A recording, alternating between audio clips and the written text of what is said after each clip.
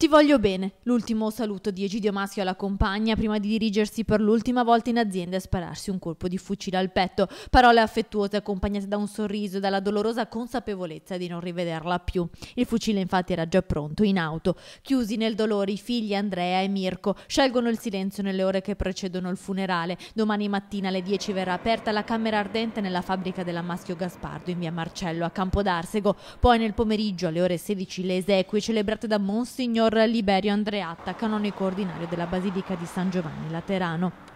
L'ultimo saluto nel capannone della casa madre della sua azienda, di fronte invece alla casa dove ha fondato il suo impero. Oltre 3.000 persone sono attese per l'ultimo saluto al re delle macchine agricole, dai politici come il governatore del Veneto Luca Zaia, il presidente della provincia Enoch Soranzo, il sindaco di Padova Massimo Bitonci e molti primi cittadini dell'Alta Padovana, al mondo dell'imprenditoria con il presidente degli industriali veneti Roberto Zuccato. Ma in prima linea ci saranno loro, i suoi dipendenti, che nemmeno per un minuto in questi giorni tristi hanno smesso di lavorare per onorare il loro titolare.